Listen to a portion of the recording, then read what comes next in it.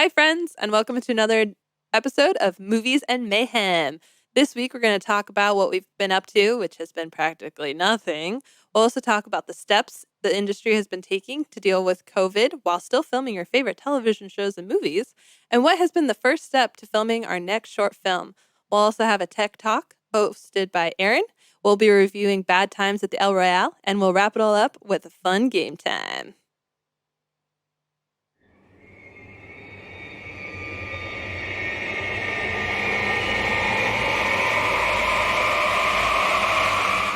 Movies and Mayhem.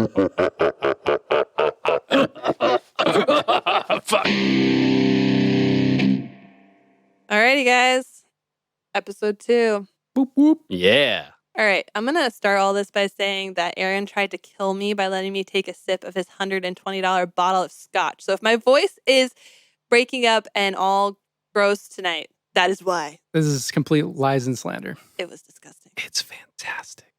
Yeah. That is the correct answer. So Yes, it those is. two are drinking right now, and I am stuck smelling this drink. Delicious peaty scotchiness of Ugh. scotches. Give me tequila any day. I have a whole bottle of that. Oh, now you offer it when we've already started recording. Yeah. Not the million times I mentioned how I It's- like tequila. It's a full one, I've too. never heard that out of your mouth. What? I sense sarcasm. No, I'm serious. I said it 3 times in your kitchen 5 minutes ago. Oh, really? Selective hearing. Wow. I do not feel the love right now. Step away from this conversation, Aaron. Step away. Walk away. Oh, you mean roll away from Yeah. your chair. Yeah. Woo. Okay, so we should get to the real reason people are listening to us. Goodbye. So what have we been up to since we last talked to everyone? Nothing, right? Guys, nothing? The only thing there is to do during COVID, soul searching. Well, you guys have It's a- kept me plenty busy. Really? Mm-hmm. I guess that's true. There's never a dull moment over here. That's okay, because soul searching is very dark. I mean, I think I've been to the edge of the universe and back 5 times. I think I've done soul searching. I mean, I think the biggest thing we've been working on is just this podcast. Right? Yeah, more or less. I mean, we will get to why we cannot record a movie right now in a minute. But yeah, there's like no way we could record a movie right now with what's going on. Besides the fact that besides the rest of the country, we are still extremely in lockdown where we are. I think it's kind Yep. of a good thing as far as the making, not being able to make the movie right now. We Yeah. got some other things up in the air, trying to finish those before we actually can put Yes. all the attention onto that. So I think it's a blessing in disguise, I guess. Very true. And because we have all this behind the scenes stuff to work on, we will fill you guys in every podcast to those steps that are very important to making a movie still. So don't worry, you'll still be along the ride with us. We'll still have movie stuff to talk about, just not in this one. So we have something more exciting to talk about. We do? Yeah. How the filming industry is dealing with COVID. Oh, yeah. Can I say testing? Is this thing on? Yeah. So, thanks to Aaron who found the amazing documentation for us. I read all 37 pages. And I guess Chris did too. Did you read it?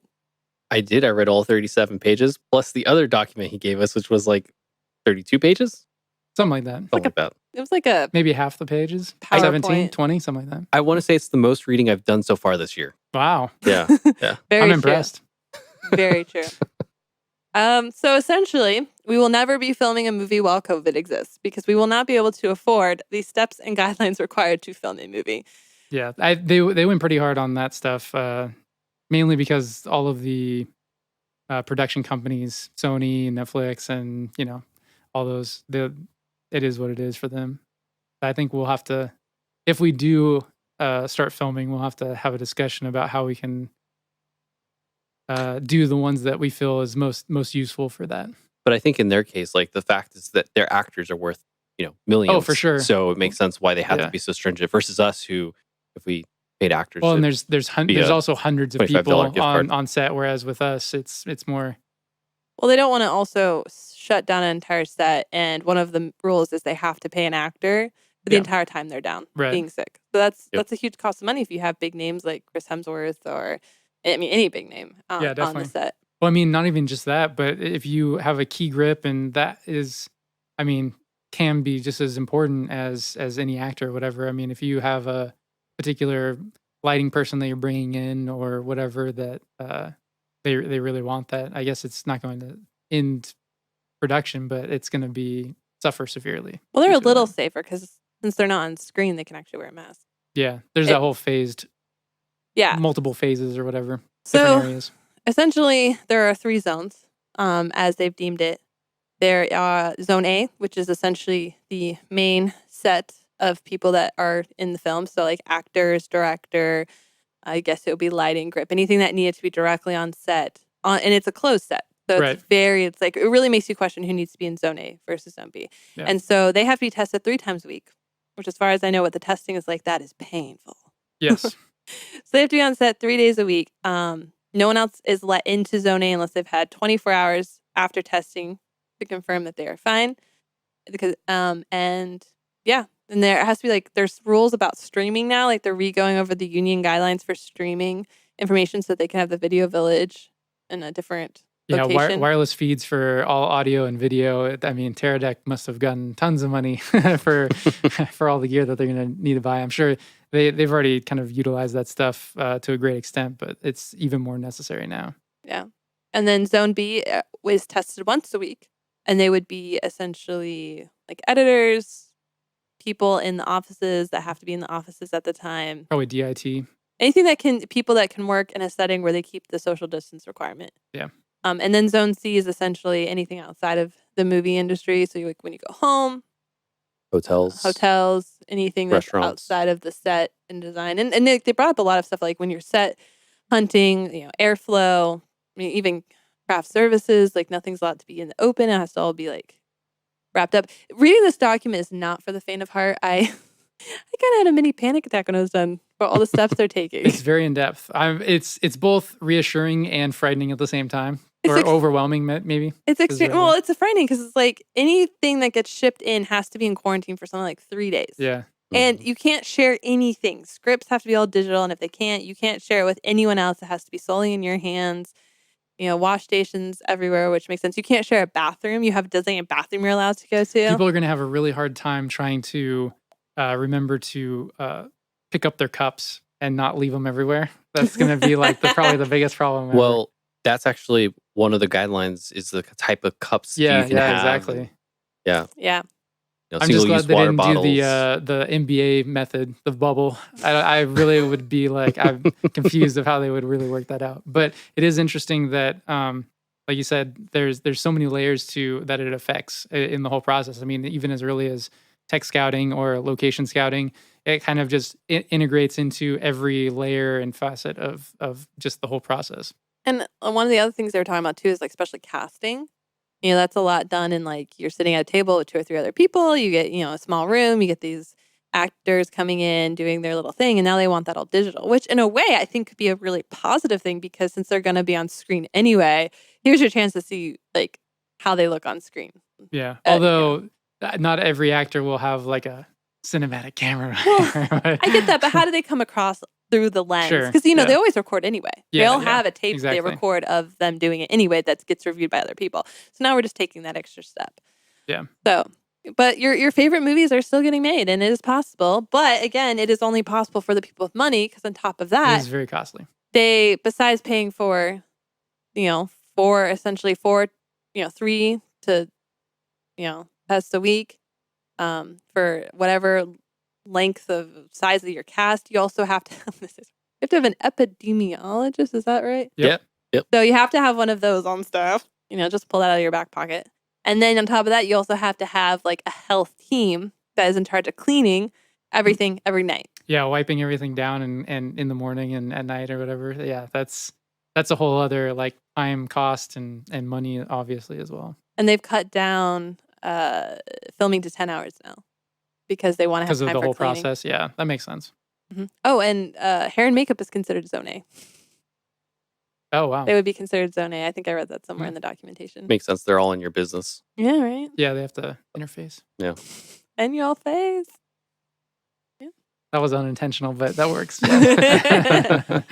I like one of the things that COVID has, in my opinion, helped us with too is just how innovative we can get. We're not sticking on the same thing like, oh, this is how it's been done all this time. Like, well, the remoting in for the different companies and, bringing up food ordering and Instacarts and just all this stuff. I think it's really pushed us to a new realm of how we coexist in the world.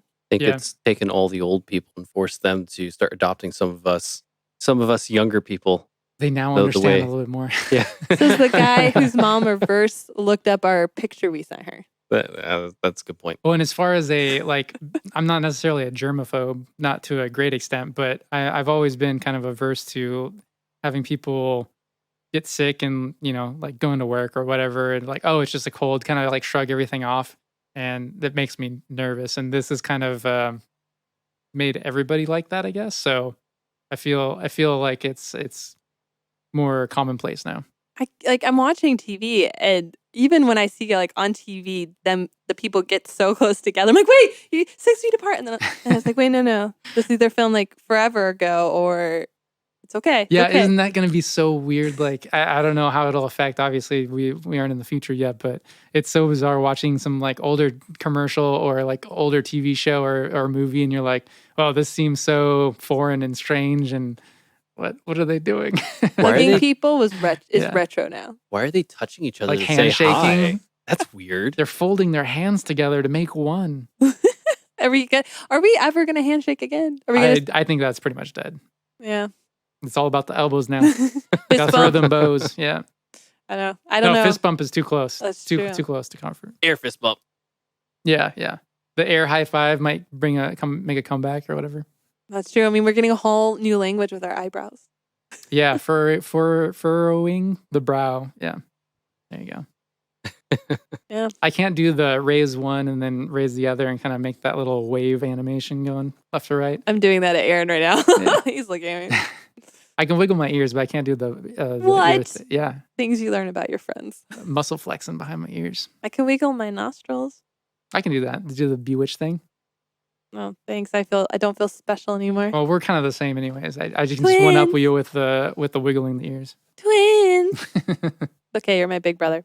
I guess I am technically older than you. Exactly. So, what have we been doing for our movie as we sit here in lockdowns? Because clearly we have all this free time, right, guys? Maybe speak for yourself, but I was- no, yeah. I was being sarcastic. Could you not read the tone? Read the tone, Aaron. I refuse. No, we've been conversing about it. Yeah. So, I guess. Well, let's go start with back the to- very beginning. Yeah, I was like, let's go back to the Yeah. very beginning. Let's talk about how we came up with the idea for the movie, Our next our mini next film. mini film. Like, how do you? Okay, so We found it under the deck, right? under the deck. I don't know. Yeah, It was, we just looked underneath and There bam, it there was was, the yeah, script. It exactly. was so weird. it was Yeah. it was just glowing. The aliens delivered it. Yeah. Well, I don't want to get so much into what our movie's about because that's like a surprise. I mean, It's not what it's about. It's technically just the vibe. I don't know. I wanted to I don't want to get into like how like we wrote the specific plot Yeah, or no something specifics. because I want to do a big reveal later on, right before it comes out. Like get you guys on the edge of your seat. But like essentially, how does one come up with an idea for a movie? Like, how do you know if something's viable to be a good movie? Well, I know the way you usually come up with when I'm really tired and we're supposed to go to bed, and then you turn to me at like midnight, Just as you're about to fall asleep. just as I'm about to fall asleep, and you go, yeah, that's the "Hey, time. wake That's up. always the time. "Hey, I just had an idea." He's not technically lying. In the last week, I have literally done that to you twice now. I've come up with like two think new it's been- ideas. Only twice. I'm kind of surprised. Hey, I already have like 7 stories in my head. I'm filling up fast. I can't juggle all these. No comment. Essentially, so I'm gonna like put a plug in here, guys. So all the script writing listeners, Save the Cat, amazing. Don't let it fool you. Like I almost bought that book. I highly recommend it. Like I didn't want to buy it. I didn't want to read it because I'm like, oh, it's just a hype book. Like it sounds like one of those infomercials where like, if you buy this booklet, you'll make $10,000 in a year. Mhm. No, it is legit. There's a lot of those books. It's kind of bizarre. It's not just about script writing or whatever, but it's also kind of goes into just pretty much everything, life in general or whatever. Mhm. But you always kind of brush them off as like, oh wow, this is such a it seems so scammy or so full of itself. But a lot of those things have some surprisingly insightful information in I them. mean, the title is Save the Cat, and there's a dangling cat in the front. I mean, that's super sellable. Yeah. I mean, if you read the title, Save the Cat, do you think script writing? No, not at all. Okay. And plus, there's a cat on, and you're like, oh, a cat. I'll buy this. Yeah. Oh, I see. I'm the opposite. I see Save the Cat and the cat's dangling. I'm like, I'm gonna do like a You're going to kick the book? How dare you? What a monster. let the cat fall. Mm. You know, Simba. Maybe I'm just more of a fan of the cheesy, Mufasa. motivative poster hanging there with the cat on the clothesline or whatever. That was immediately what came to mind. So you both are wrong, because in the book, he actually describes why it's called Save the Cat. And it's a very big movie thing, supposedly. Well, I refuse to believe that. Okay, whatever. Just read the book. But essentially, one of the things that I really took away, and I want to kind of touch on today, is the idea that, the difference between, like, say, writing a book or telling any sort of story that you can, find your own market. We're talking about millions and hundreds of millions of dollar budgeted movies. And with the way the industry is right now, if you want to be sellable, you have to come up with your one-line pitch. And essentially, that one-line pitch not only sets the tone for your movie, it can tell the people that you're pitching to the cost of your movie, the general audience of your movie, and just like a plot. So like, take Die Hard. And no one quote me because I don't remember the sentence perfectly. I'm going to completely judge you on this. Oh, goodness. I haven't seen it yet. I know. I'm getting We the will stare. this Christmas. Yes. But essentially, the pitch for that movie was a man's wife is like kidnapped at her work by terrorists. Okay. So what does that tell you? I mean, that tells you essentially the theme of the movie. It's going to be action. It tells you pretty much the beginning, the middle, the end. And it also tells you the budget. Okay. Because it's an action movie with terrorists. There's going to probably be some gunfight. There's going to be some stunt doubles. There's going to be some CGI. Well, I mean, not on the time it was made, but essentially like special effects. Yeah. And all this stuff. Whereas like if you do, I can't remember the title of the movie, but essentially like the pitch was, a couple visits 4 families for Christmas. I guess all their parents are divorced. Mm-hmm. Well, that's going to be like around the block type of movie. It's going to be a smaller budget because it's just going to be houses. You might spend most of your budget on the actors, and it gives you a bit of beginning, middle, and end. It's You don't have to have special effects or rent a police force or weapons and all that stuff. So, but it tells you a beginning, middle, and end because you see, okay, antics are going to ensue as this couple has to navigate seeing 4 different families around Christmas time. And so when you're coming up with an idea, I've learned from writing other scripts that it's very important to like be able to pitch your movie sellably wise. Like, how are you going to pitch this in something you that gotta can have sell? the selling point, the one sentence kind of sell. And it doesn't come at the end of writing a script, it comes at the beginning. Yeah, that's kind of like the seed or the jumping off point almost. Yeah. It might be refined, obviously, based off of, how it progresses, but yeah, you're going to refine it, but like the general idea is going to stay. Yeah, Like exactly. Die Hard still stayed as his wife gets kind of a kidnapped by theme. terrorists. Yeah. So I guess when we came up with our new movie, that's essentially what I did. And then I got Aaron on board because I pitched him as if he was a studio exec. Because it's the only way that I can ever convince him to ever pick my idea. Aaron is a hard sell, people. Yeah, there's a reason why I only gave Parasite a 4. It's amazing. 4 out of 100 or 4 out of 10? I think it was 4 out of 5 our scale was. Yeah, 4 out of 5. Dude. Yeah. Okay. I know he really liked it. So I was going to say. okay, I'm really curious to hear your thoughts on El Royale later then. Yeah, we'll get into that later. Okay. Oh boy. So essentially, you come up with your idea and you find the way that you can make it sellable before you even write a single word. Which also helps because then you don't put all this work towards it and realize that, oh, I need to start over again or refine this or whatever. Yeah. So that is what we've worked on. That is what we're currently on. I have pitched our next movie to Aaron. He has accepted the pitch. We were talking about kind of a character and feel for the type of movie and maybe some colors, kind of mood boarding it out, Mhm. our artboard for some inspiration. Yeah, we're at the very basics. Yeah. Just scratch on the surface. I did write the script, and Aaron has reviewed the script. I have not looked at his review yet because he doesn't know how to track change. He goes and he copies and pastes this document into another Google Doc, and then he makes changes. And then I'm sitting here like, what did you change? I'm a rogue. I changed most of it. I tried to keep the theme, and then I tried to act as the screenwriter and rewrite everything. Yeah, he's taking my job, people. He kept the main actor. You? Sorry, the main character. He kept the main character. He got rid of the secondary characters and changed the setting, the location, and the words being used. Okay, so next time when it's more than 3.5 pages long, track your changes. Yeah. Okay. He's learned his lesson. I've slapped him on the wrist. Yeah. So I am going to We'll see review. if I follow through. So in the next couple weeks, I will be reviewing his changes, and then we will talk to you guys next time about the script. Because by then, maybe we'll have something polished and ready to go. No promises. No promises. It's COVID. Nothing happens. Got some right now. other loose ends to tie up, and we'll see. But we'll make progress, though. I mean, Yeah. we're in COVID time right now, which is essentially you work for like 5 minutes, and then the rest of the day is you're done. I'm not the But only one. This is kind of what happens in movies too, right? Like things come up and it kind of slows down your whole set and production. And For sure. Alrighty then. Well, next up, we have our TikTok.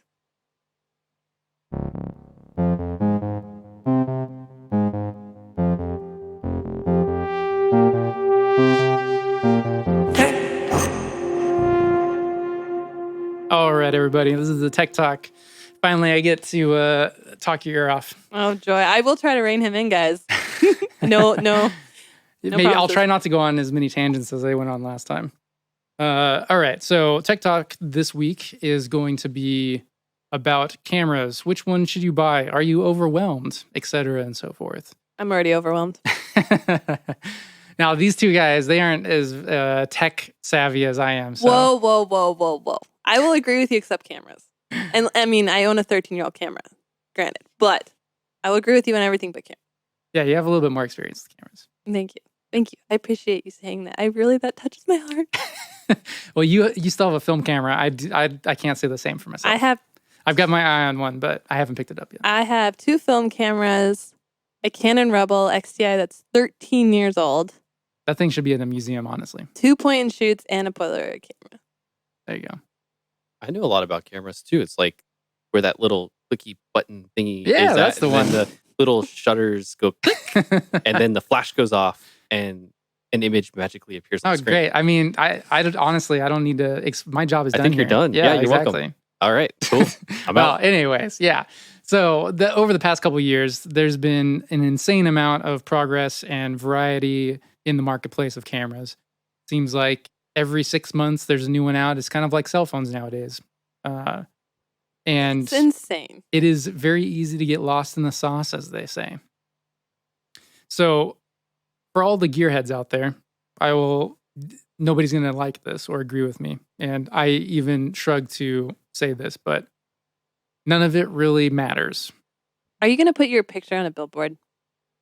What? I mean, honestly. Like, that's one of the things. The cameras now are good enough that put your picture on a billboard, but who is going to put their picture Yeah. on a billboard? Well, and then it also, the megapixel size, kind of unnecessary, 4K, 8K, none of that stuff. All this techno stuff is great, and I obsess over it and I geek out on it just as much as the next person. But in reality, is it gonna make your movie? Not really. But I mean, I have another argument, which is all of the things add up in some way or another. So in a way, it does matter. But I just wanted to say that there's no reason to be stressed out or get hung up on a particular thing. And that if you're holding off on a project that you want to move forward on because you need this 4K camera that has open gate and anamorphic D-squeeze internally or something like that, don't wait. Just start shooting it. Start working on it. Amateurs are shooting their movies on iPhones. Yeah, exactly. Well, there's been professional movies that have been shot on iPhones. Yeah, so. I mean, do you want a 10-year-old to beat you because they filmed it on their iPhone because they actually did it?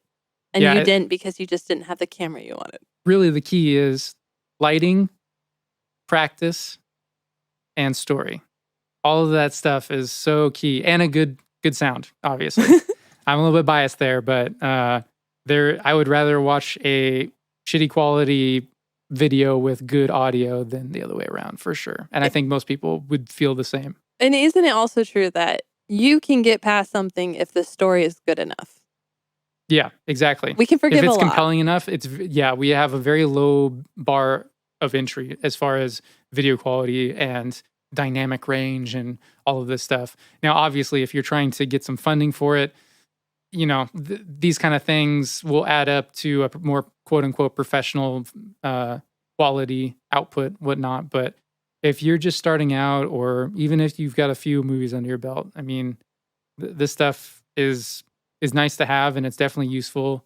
Much like any other tool in a toolbox, they all have their purposes, and buying a nice one and not needing to replace it in 6 months is always a good thing. But don't let that deter you from making progress in all the other areas. Wouldn't you also say that the best camera to buy is practice? Because if you can practice with whatever you have, whether it be an iPhone or whatever camera, that way when you pick up your prized possession that you're going to get at one point, you'll just go off running because you already know how to use it. Yeah, well, I'll argue that last part, but I would say that the essentially, adage, like, you would know how to take a good shot and how to. The adage is the it. best camera is the one that you have with you, and that's very much true. That's why everybody has a cell phone now, and I mean, I would personally love to take my full frame mirrorless around all the time, but fact of the matter is, even though it's pretty compact in comparison to older cameras, it's still kind of a pain, inconvenience. You've got to have a special bag for it or whatever, throw it in your bag and whatnot.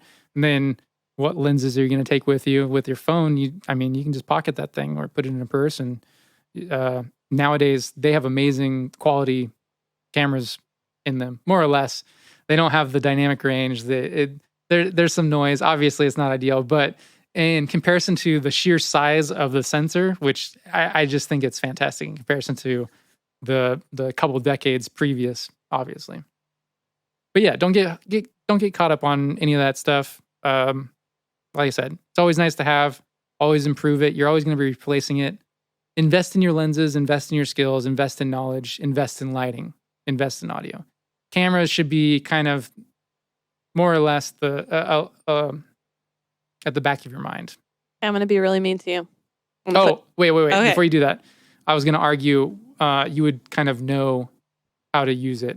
I meant if you go to your scene, you know how you're going to take your shot. You know how to frame up. Compose them, do all that scene, stuff. Yeah. You're not going to directly know how to use your camera directly. Yeah, but I mean, they have different menus. You'll have had so much practice that you can pick up that camera and just start running intuitively. Yeah, because you'll already know how to set up the scene and the shot and the lighting and all this stuff because you'll have had all this practice, right? Yeah. No, I will agree with that. Yeah. I can attest to that myself. You're getting a little better. Yeah, I am. I'm going to give you credit. I am getting better. But it's that whole concept of you hand me a fancy camera, I'm going to literally have no idea what to do with it. I know. I have handed you a fancy camera. So instead, I've been practicing with the iPhone and the GoPro learning now. how to frame You're with the GoPro. And Have you learning how been doing to frame manual and settings paying with the attention. iPhone? Don't push it. Well, okay, I will say composition is definitely key. But that's what we're working on. But so we'll definitely think about working into the pro mode or the manual mode or whatever it is on the iPhone, where you can change the shutter speed and there's really cool apps for that now. all that stuff. I there's do a lot have of great an app ones. that can do that, but I do that for when I do night shooting. Yeah. I change. Yeah, because the look at him auto being setting is fancy. terrible. It doesn't know what you want. Yeah. It's I just want this middle gray kind of exposure, and it's just all noisy. Like him being fancy saying night shooting. Yeah. You took Low light shooting is the technical low term. light? Man, I can't even say that. You took one moon picture. I took some good pictures waiting for the bus late nights. One night. I am. That's true. It's only been one night. I am definitely a fan of night shooting. I love going out at 2 a.m. and walking around the city and just taking random abstract photos. Oh, you can get some really awesome photos late night here. It gets weird though, but it's never a dull moment. That's for sure. All right, I'm going to be mean to you now. Okay, You've put it off long enough. I'm ready for it. All right, putting you on the spot. What camera would you pick though? I would say, well, obviously the podcast. You'd be making a movie, right? Mm-hmm. What would be the budget? Well, okay, right now with our little garage style shooting that we're doing right now, if you had to buy a camera for what we're doing right now, what would you buy? If you didn't have your baby right now, what would you buy? In a perfect ideal world? Well, in our world that we have right now. Where we have no money. Where we have no money. Okay. Well, we have meaning a we tiny have bit of money. we have We have money. jobs but to pay for it right now, at least. Yeah, but something you can't that go would get be yourself like a somewhat 50 easily grand camera. yeah. So something that would be easily attainable would be, and this might be out of budget for some people. So there's no judgment, but I'm just going off of this as a for instance. But Sony had just recently came out with their A7S III, which has been in the works for multiple years now, and they've been teasing it. They finally came out with it. The specs look awesome. I haven't had a chance to play with it, but that would be something I would be seriously looking at as a very, very solid. It's got 10-bit 4K internal raw recording, external raw recording. Really, really awesome. Pretty much you don't need anything fancier than that. And it's relatively priced around, I think the price was like $2,700. So I was editing the podcast and realized that I quoted the wrong price. The price of the A7S III at the time of this recording is $3,500. Back to the podcast. So it's not out of the too out of the ballpark. It's not a Area Alexa Mini or something like that. And there's some cheaper Sonys that are still really good too. Oh yeah, for sure. I mean, that one obviously just came out, so it's more expensive and it has new features. But any of the mirrorless Sony A7 series, I have a 3 right now, which is good. Not great, but looking to replace that one. But I would say besides that one, I would say that's what we're filming with now, aren't we? Yeah, that's correct.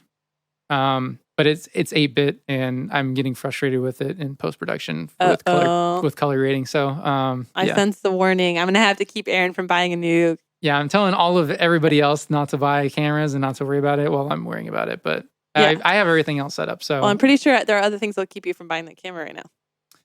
Yeah, there's so many things, but we won't get into that. But I would say the other one besides that would be the Zcam E2 F6, which is kind of a indie camera manufacturer that isn't really heard of that much, but has a very intense community behind it. And the owner of the company is really awesome and keeps the community involved with updates and has been updating it like crazy, fixing any kind of weird oddity or whatever with it, and has only been improving it, and it just adds to the value. I mean, the price actually went down on it. It used to be about $5,000 and it's now $4,000.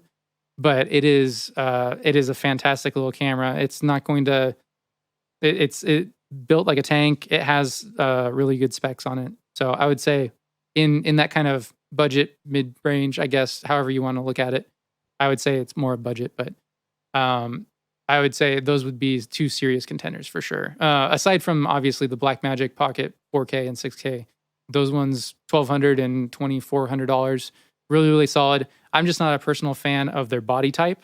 It's like a weird wedge that's kind of wide, and Blackmagic's the brand. Blackmagic Design is the brand, yeah. Okay. And then the Pocket 6. And just remember, you can shoot on your iPhone. Exactly. So as he's saying all this, do not feel like you need to rush out. I'm just curious to put him on the spot to make him pick a camera. Yeah, those are a few cameras that I would say would be really good and would last you a while. But if you don't have the funds for it, I wouldn't worry about it, and I would just use a camera that you have. And I would be, if you were really gonna invest some money that would have some staying power, it's always gonna be the lenses. And from someone who went to photography school, never finished, but did, and was Canon, I would kill anyone who fought against Canon. I'm all for the Sony cameras now. It's a different world now. It's really bizarre. Sony is just so good. I love it so much. I think the thing is when most people say, "Oh, I love the colors on Canon," Canon has this interesting intensity on their reds. It's colored a little bit different, and so it's kind of already kind of nudging you in that particular direction. And if you're a fan of that look, you love that because it means less work for you, obviously. With Sony, especially the A7 III and later, they really have been improving a lot on their color science. And it's just gotten to a point where they're extremely accurate. And with technology the way it is, especially if you have a 10-bit recording versus an 8-bit, you can pretty much color grade that thing however you want and make it look like a Area Alexa if you really work at it. Obviously, it's not going to be Area Alexa, but you can get pretty damn close nowadays as long as it has a bit depth. I'm just shocked how they came out. Like, they came from the back and just took over the industry, I feel like. Yeah, they really they knew that market that was severely missing a little bit, and that was Canon just kind of sticking with their DSLRs and not really going mirrorless, and they went full speed ahead with their APS-C frame sensor size, and then ended up upgrading their A series, their Alpha series, into mirrorless, and just really took that. The YouTubers really liked it, and I think that had a serious impact on the market as well. Oh yeah, Instagram. It flooded the Instagram market Yeah, too yeah. for all the influencers. Well, thank you, Aaron. Yeah, those would be my selections. So that was the Tech Talk. Yay! And next up, our movie review for Bad Times at the El Royale. Let's all go to the lobby. Let's all go to the lobby. Let's all go to the lobby. Shh, movie review. I am so excited to talk about this movie, Bad Times at the El Royale. If you guys have not seen it, I highly, highly, highly recommend it. I feel like it is a little gem that did not get the notoriety and the following that it deserves. It's amazing. I'm just going to gush the whole time about it. It was definitely one of my favorite movies I've seen so far. I mean, really good. Watching it the second time, I think I loved it more the second time because I got to appreciate it more than just being like sitting there overwhelmed, going, "Oh, what's going on?" Yeah, I think that's kind of why when I watch movies, not just for these reviews, obviously, but I like to watch it twice. I like to just let the movie take over me in kind of like a viewer experience and just kind of turn my brain off as much as I possibly can the first time and just fully get the experience. And then I have all that excitement and that experience or whatever. And then I'll watch it again and be able to really pay attention to things that I like and whatnot. Yeah, But this was awesome. I honestly really like this movie. it a lot. just the one thing I heard it referred to was it's a Quentin Tarantino style. Yeah. So if you have seen, what is it, Once Upon a Time in Hollywood, it has that like very much, we set it up, we have this world that we make, and then shit hits the fan at the end, Well, essentially.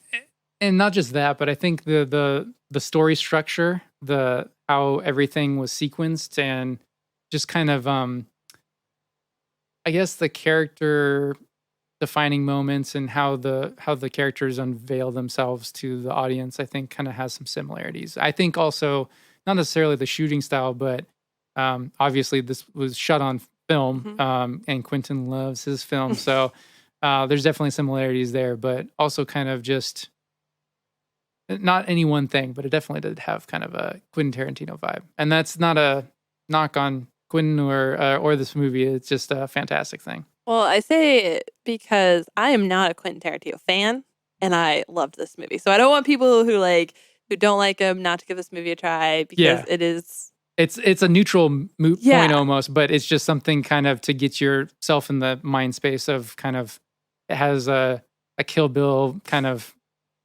vibe almost. I don't know. Well, the issue with for me, Once Upon a Time in Hollywood is I couldn't believe the end. Whereas in this movie, the ending is very, very believable that what happens can, I can go along with it. That I could see that really happening in real life. And so for me, it's so believable that I need that. I need, no matter how much suspension of disbelief I have to have in the world that they create, I have to be able to believe that could really happen. And yet you like fantasy sci-fi. Well, Mind because blown. I believe it can happen. Yeah, but no, I totally agree with you, and I think that's part of another strength for me for this movie was that it's not a save the world scale story. It's, even though it is very intense and has a lot going on to it, it's also very small in scale and very kind of tight knit. And I honestly, some of the stories that are like that are some of my favorite. And I know we're going to get into it later, but just the simple, there's a lot of depth to the film. When you watch it a second time, you do see, all these little gems inside the film itself, which is really cool. So I'm going to warn you guys. I would say skip ahead to game time if you haven't seen the movie, because I'm pretty sure from this point on we are going to spoil it. So if you have seen it, continue along. Let's talk text though. Let's talk to you, Aaron, first. I mean, technically about the movie. What are some of the things you want to talk about? So like I said, it was filmed on film. It was using the Kodak 500T film stock. And the reason why they did that is really fast film stock. They had a lot of night low light shooting, so they needed something that was fast to be able to do that. Did you also catch the video of the water set that they used for all the outdoor rain scenes? Yeah. It's so everything, most of the stuff that they filmed was on set in studio, which I thought was interesting, especially with the campfires and all that stuff. Apparently they had a humongous fan that would suck all the smoke out. Okay, I didn't know that. That's yeah, cool. it was pretty nuts. I was kind of mind blown when it was just all this stuff was just shot on studio. It just looks incredible. It looks like it was on location. And the other thing, I guess, another positive for it to be shooting on studio is that since it is a widescreen kind of aspect ratio, they actually did set deck and designed the sets for that widescreen, and it was perfect. The set design was fantastic. Well, they I didn't. absolutely loved it. They used all set lighting. They didn't use. I heard they Well, used the even- natural lighting in the set. They didn't actually use like extra lighting to do it. Yeah, it was all artificial, but it was But I mean, like from like the overhead lighting, from the light Right. built into the set versus like Yeah. bringing in like boom lights and all the extras. Fancy. They did have some on cherry pickers, but for the most part, yeah, they had lots of practicals, which was awesome. But I mean, like even the size of the room were set to a certain scale so that when you were setting up the shots and framing it, it would fill it perfectly, and it was just fantastic. I'm gonna say one of my requirements to like rewatching a movie over and over and to really love a movie is the beauty of a movie and the way this was shot and the color, the palette. Oh, the just, color palette was fantastic. oh, like I the get 70s patterns, everything was just it was so pristine and vibrant yeah. and just it was very detailed. beautifully done. And the fact that like so essentially this hotel that is the character in its own essentially to this movie is split between Nevada and California. So there is a bright glaring red line down the center of this set in this hotel. And so there's the California side and the Nevada side, and each side has a very clear meaning or whatever. But just that red line too, that really separated the two color palettes. You had the very golden California side and the very like purpley Nevada side. And it was just, whew. Yeah, and even some of the different rooms had different color tones. Some of them were cooler and some of them were a little bit more warm. I thought that was interesting as well. And yeah, like I was saying with the 500T film stock that they were using, they didn't just use that for the night scenes. They actually used it for the day scenes, and they put ND and 85 color correction on top of it. And I felt that it gave a very interesting kind of look to the daytime scenes as well. Yeah, and I really appreciated some of those longer scenes that they also shot when they were in that tunnel, and you had the guy, Jeff Bridges, the father, ripping up the floor, and then they, without stopping, they go to, oh, I forgot her name. What was the singer's name? Darlene. Darlene, you have the singer's name, and she's singing at the same time. And Which, by the way, I have to interject here. The 60s Motown thing, that has a special place in my heart. That was one of the top things about this movie. I absolutely love the soundtrack, the music. Her singing was fantastic. FYI, all that singing was live. Yeah. She did not do that in a recording studio. She sung that so live. Impressive. I loved it. You could tell it was live. I mean, it's just so perfect. It was so incredible. Good. She's one of my It new really favorite was. actresses now. But just that moment when like that, it was that one take between like Jeff Bridges, the father, tearing up the floor, and then you cut to her room and she's singing, and then you cut back to him, and just the choreography, the tension and choreography, and the choreography to get all that done in one shot. And they had quite a few like long shots, like when the father was pouring the drink and she comes up behind him and hits him with the wine bottle or champagne bottle. Like that was also a longer take, and it's just beautiful how they were able to like do that ebb and flow between that. And it, like you said, it brought a lot of tension to the moments. And I did like that as it started out, it was kind of more handheld and kind of a little bit more vibrant, and then settled down as the movie progressed. And then kind of as tension builds, it would kind of get more dynamic and stuff. It was definitely the character of the camera had a character of its own almost. And like you were saying with the tunnel behind the rooms, yeah. When they were first discovering that, the play of the light and shadow and what was in shadow and what wasn't, and that was just masterclass amazing. I absolutely I can't even say enough good things about that. The shadow on the guy's face when he turned back to the priest and was like, I told you not to come here, and just the shadow on one side of his face was just incredible. Well, and then at the beginning, when that dude gets shot in the hotel, where he's turning away from him and like blocks what you're gonna like, just everything like that. It was just so cool. I mean, I honestly can't stop talking about the lighting in this movie either. Like the one scene where the father and the singer Darlene were in the car, and the rain is dripping off the car, and you got the red neon light. Yeah, you've got the red neon light behind her, and then he has more of the whiter light, and it's just the first time I saw that, I was like, I I missed what they were saying because I was so obsessed with the lighting. I was enamored with their highlights and their skin tones. Like a lot of that is the film, but I mean, Some of those it's highlights, so good. They were juicy. They were so oh, juicy. they sucked you in. Yeah. And then like when Darlene and why do I keep talking about Darlene and the father? But those are the scenes that stood out to me. But like when he's talking to her about like his confession, and you have the fire behind him too. That was so perfectly placed. Yes. Yeah, that was definitely one of my highlights. And I think a reason of that highlight was that they were shooting on Panavision C series anamorphics with 135 millimeter and 180 No millimeter idea. E series. You want to explain that for our audience? Anamorphics. So they are oval instead of spherical shaped lenses. And generally, it was very popular in the 70s and 80s and whatnot for getting the widescreen out of a 4:3 kind of sensor size or whatnot, so that you could have a wider field of view. That was kind of the problem that they were solving. What it turned into nowadays is more character based, where they might not have as much of a coating on the outside of the lens to reduce flaring, and they also have nice flares, and it also has this interesting kind of distortion on the tops and bottoms of the lens, so that when you look at it, has this micro contrast in the bokeh areas, and it kind of warps on the upper and the lower, almost like a wide, but it's totally different. It's very pleasing to the eye, very organic sound looking.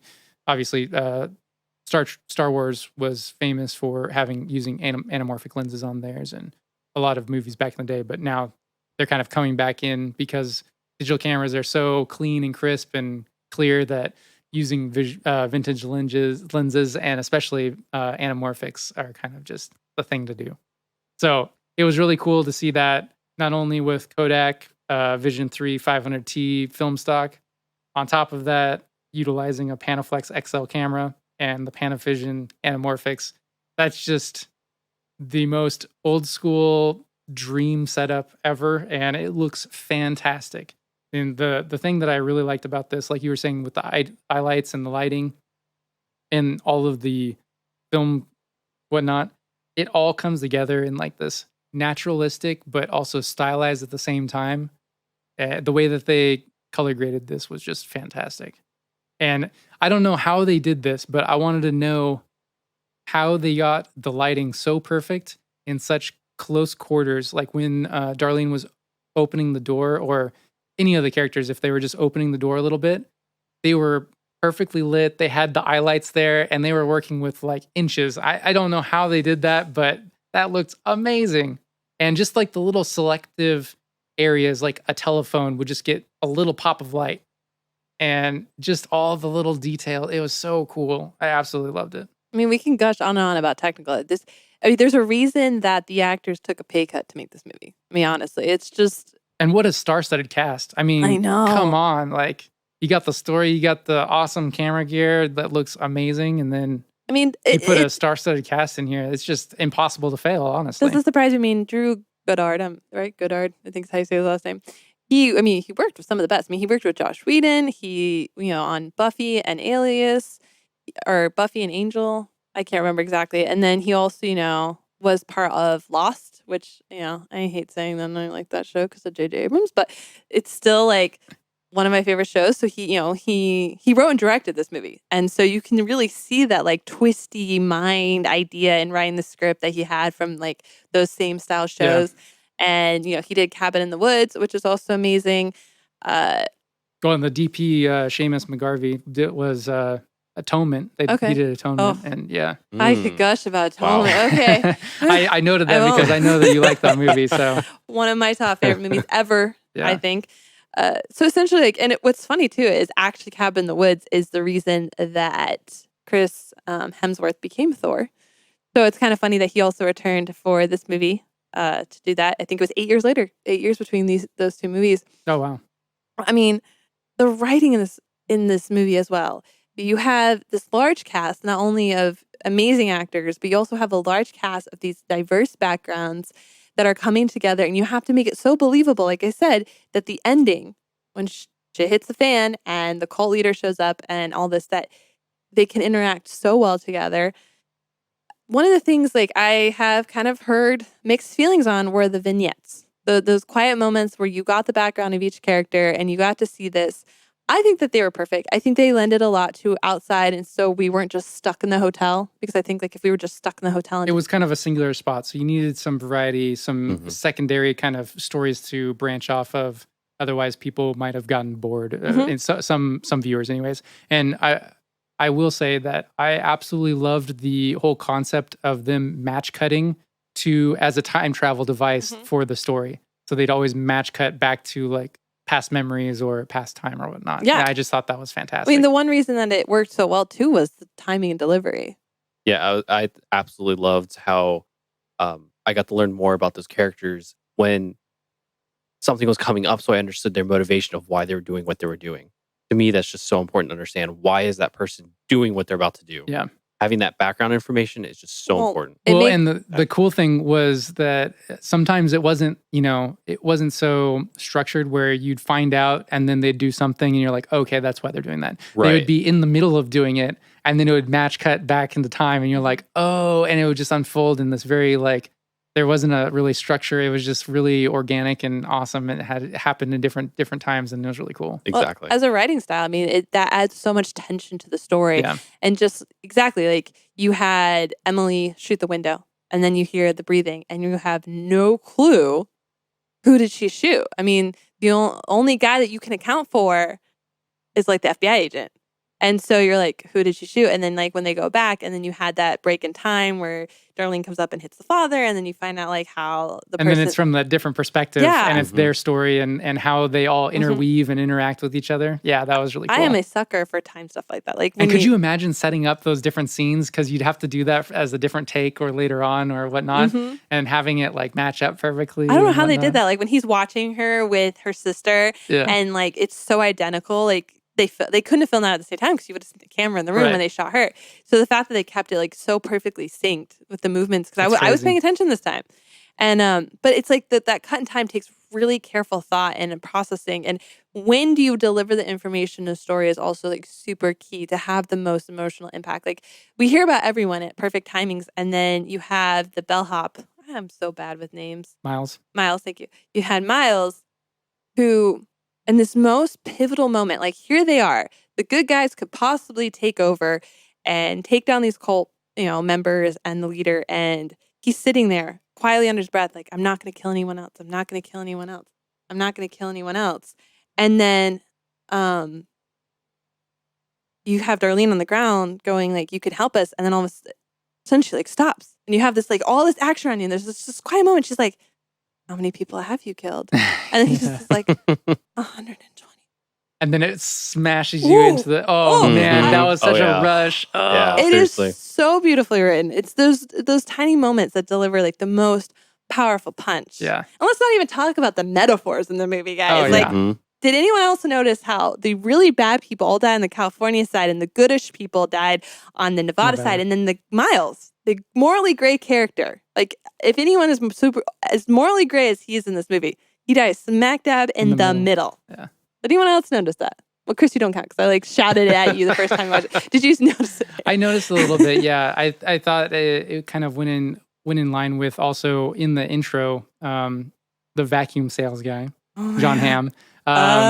He was so calculated and organized, and it just went into his role as reinforcing a secret agent. And you don't know that initially, but you're like you kind of get this subconscious idea of his character, his kind of thing. It is some of like, okay, writers, take note. This is some of the best storytelling without exposition. Because here you are, he goes into his room, which by the way, he waits for everyone else to go in front of him, which is already weird. Like, why is he? It's bizarre. He's so worried about room. it, but also he's like, everybody can go ahead of me, and he's like pretending to be frustrated. Yeah, it's because he wants to see who's in the hotel exactly. with him.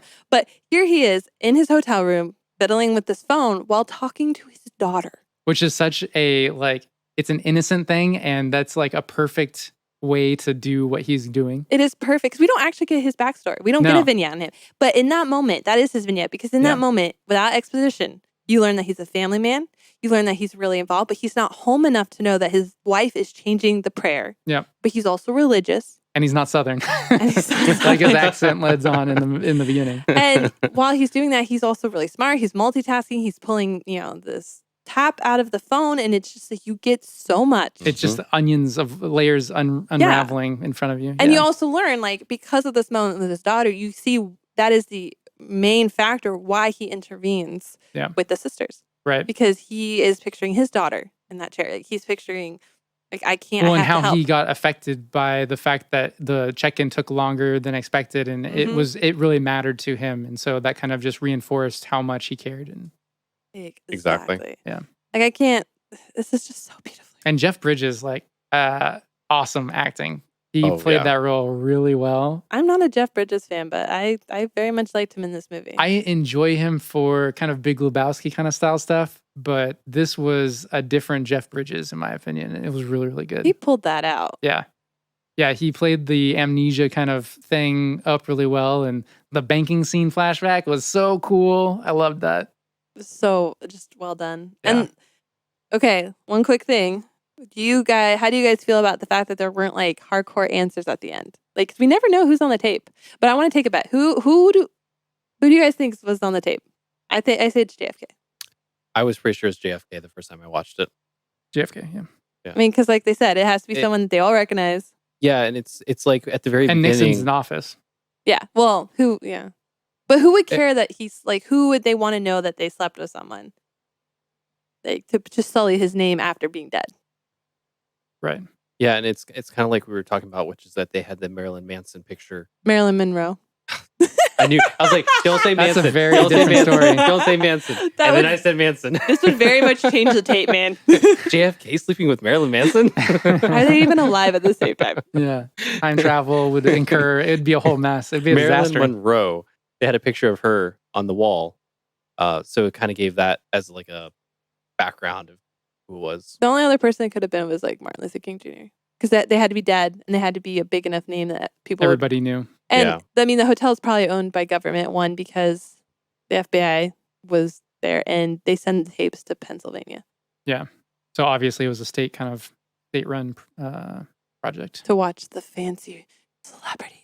Well, and to blackmail the politicians that may stay there that don't know about it, or, all that stuff.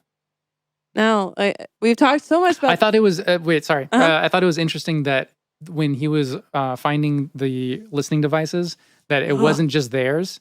And I wanted to know whose it was. Do you think it was... It wouldn't be Russia because they didn't start the Cold War just yet. I think it's actually the people that own the hotel, right? Or do you think it was actually a different I think it was a agency? different country, like spying with the U.S. spying as well. Well, if you think about it, it can't be the hotel because they had that box. That was Right. the point of listening. I don't know, which would make it more JFK too then. Yeah, they didn't really explain. Yeah. So it's So obviously I was always the thinking hotel about is that. watching Yeah. from the glass. Yeah, they already Then had you the setup. have the U.S. government that's watching. Yep. But the third, The world may never know. Yeah, it was a mystery. Dun, dun, I kind of like that. I kind of like that they left that out. They didn't have to explain everything. I'm a big fan of not explaining everything and leaving a little bit up to the imagination. yeah, I like gray in my movies. I like there to be a lot of questions where we don't really know what's going on or who, some of these unanswered questions where you have to fill in the blanks yourself. I'm okay with that. I like that. Fine, leave me alone. I'm on my own island. I like answers. Okay, so we've talked your ear off on storytelling and technical. Let's get the general audience viewpoint. Well, you guys kind of said most of it. I'm sorry. So, which is fine.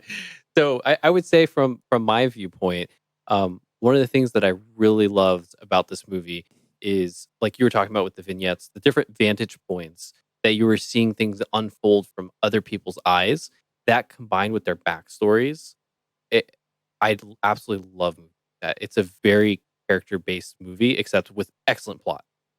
And so it was a really good movie. I loved, like you guys talked about, the colors and the reflections on the eyes. I thought were absolutely incredible.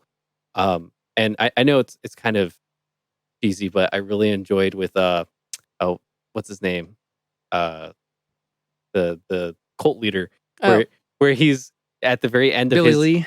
Billy Lee Yeah. at the end of his little cult rally that he was doing after the girls were fighting, and he goes and says something super religious and puts his hands out, and then you can see like the little circle above him as if he was like Christ. I don't know Yeah, if you kind guys of like that subconscious kind of visualization Yeah. of that. Yeah. But it's stuff like that they were constantly doing like little All background details. Yeah. details Very detailed. that would run home a point that they don't have to physically tell you to your face. Yeah. He's a cult leader. He thinks he's Jesus Christ. Yeah. Well, It's like, he thinks no, he's a look at the deity. background. Yeah. Look at the background. The background tells you. Well, here's this guy saying we don't need a God. There is no God. Let's make our own decisions. And then he plays God at the end.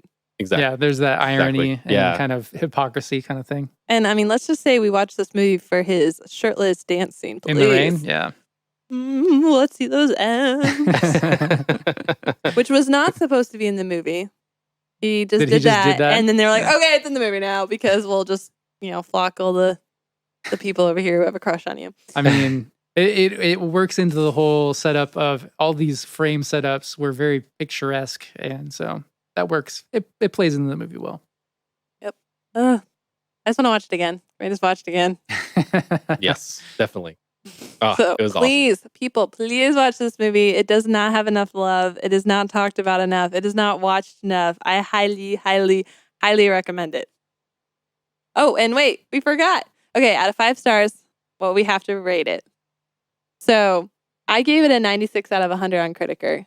So what, like Wow. 4.8, 4.9? High praise?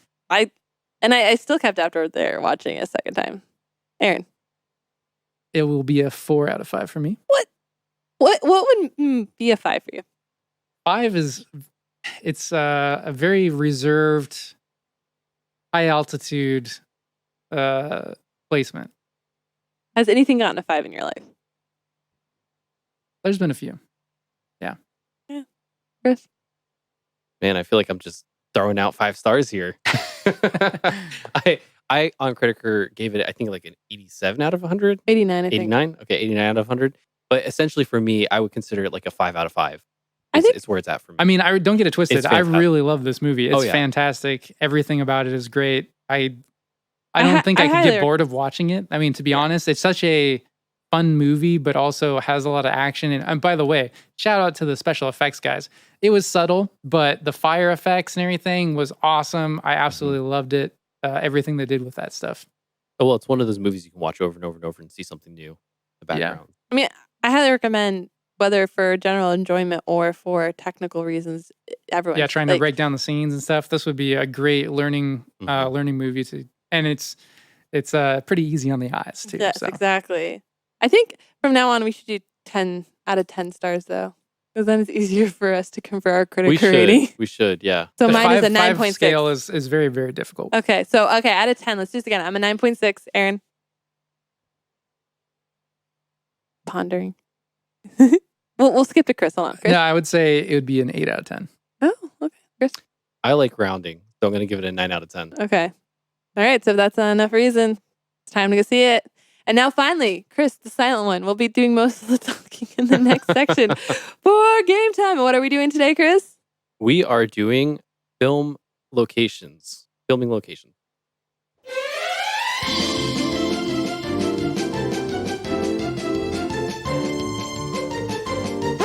This isn't a trivia. This is a stick-up, see? Give me all your gin and chocolate. So the way that this game is going to work, it's about filming locations. And what we're going to do is we're going to have 3 questions, and you guys are going to try to guess where the locations were filmed. And we're going to have Kate first go hide. And Yeah, I'm Aaron's gonna go gonna answer hide the in the questions. bathroom because that's like the furthest away room and the apartment. cover your ears. All right. Now that she's gone and we're all alone, Aaron. Mhm. All right. So let's go ahead and get started on our first trivia game. Oh boy. All right. So, just a reminder of the rules. You're going to guess the filming location or where the majority of the filming was at Okay. for it.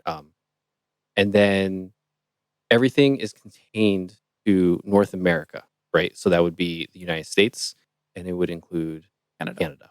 Cool. All right. So the first one is Jaws. Oh damn. I'm gonna say. Oh wait. So You get 3 guesses, by the way. is it state or is it a specific city that we have to name? We're going to go with state. You can guess Okay. state. Yeah. Florida. No. California. No. Damn. Now I got to take my time.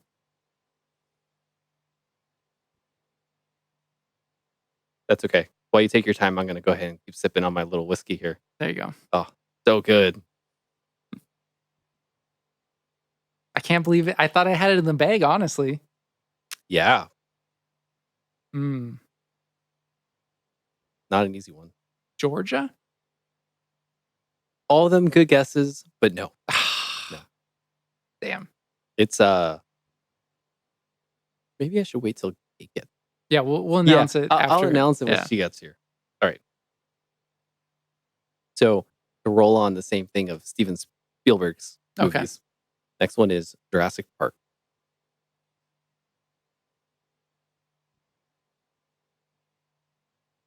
Puerto Rico? No. That was a good guess, but no. Does that count as North America?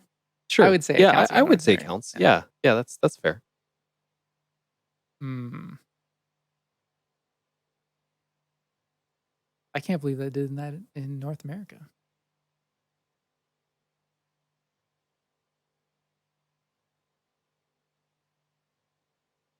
California? No. One more guess. Damn. Dun dun dun dun dun dun dun dun dun dun.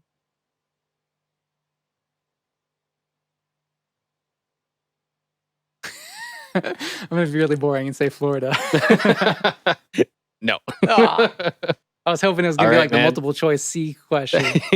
That's none right so far. Damn. I may not have to use my my little Tiebreaker? tiebreaker Yeah. question. All right. So hopefully you knew this one was coming. I All don't right. know. Maybe. All right. On today, what we were discussing, bad times at the El Royale. Ah, yes. That is British Columbia, Vancouver. Perfect. There you go. 1 out of 3. Yeah. Fantastic. Woo. All Hopefully she right. fails all of this. Yeah. Knowing her, she's gonna get 2 of the 3. Yeah, probably. She won't get the first one. But yeah, she'll get the next 2. So Collusion. That's all I'm saying. Collusion. All right, I'll go get her. All right. Welcome back. Okay. All right. I'm done dancing in the bathroom. All right, Aaron. All Were right. they hard? No comment. He's not helping. So you didn't hear this.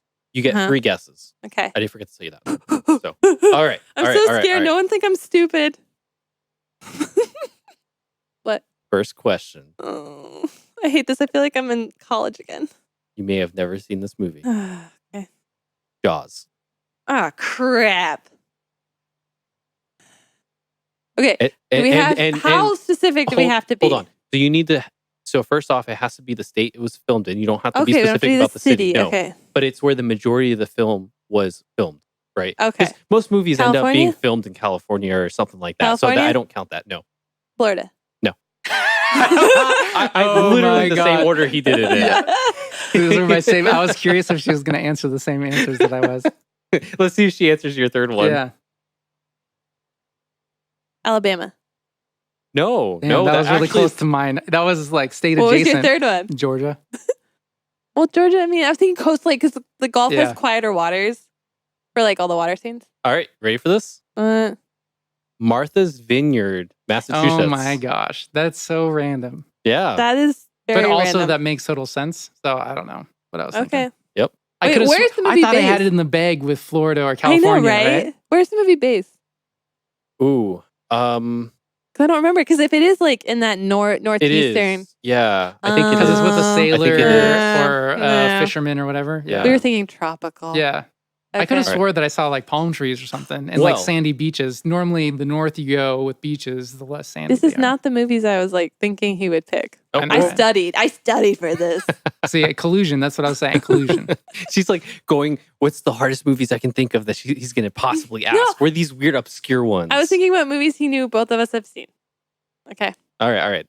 So staying on the genre of Steven Spielberg. Oh, damn. I did not prepare for these.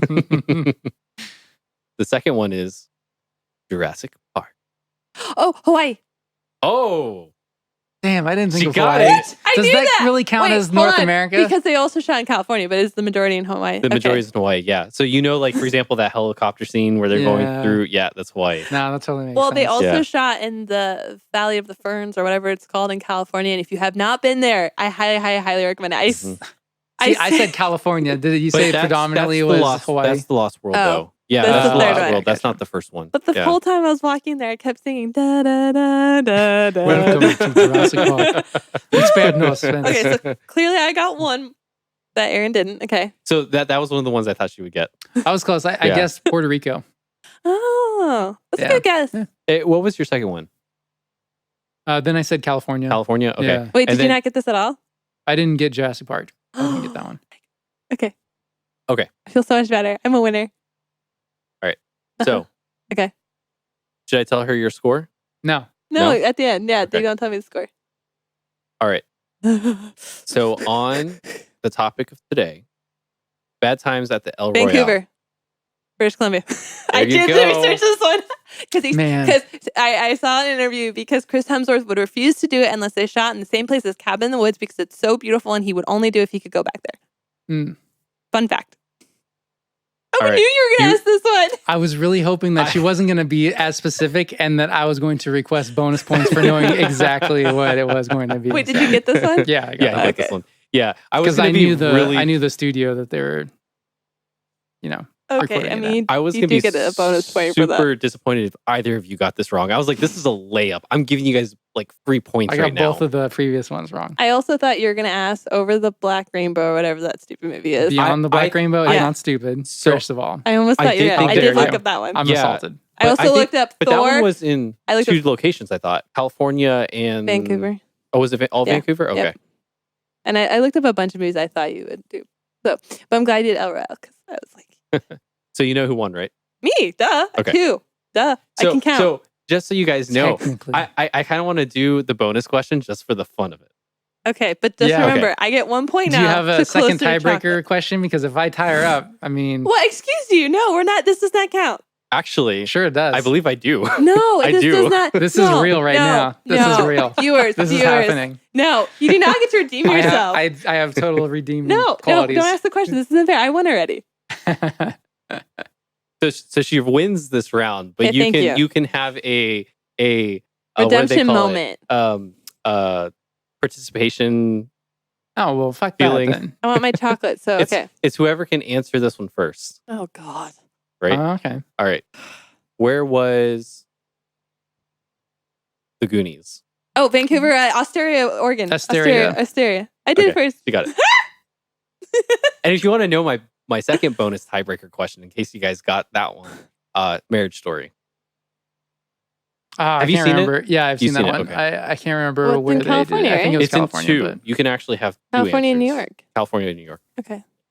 Well, because I mean, California and New York. yeah. But I mean, people have filmed elsewhere and said that it was New York, even though it wasn't. kind of That's thing, true. so.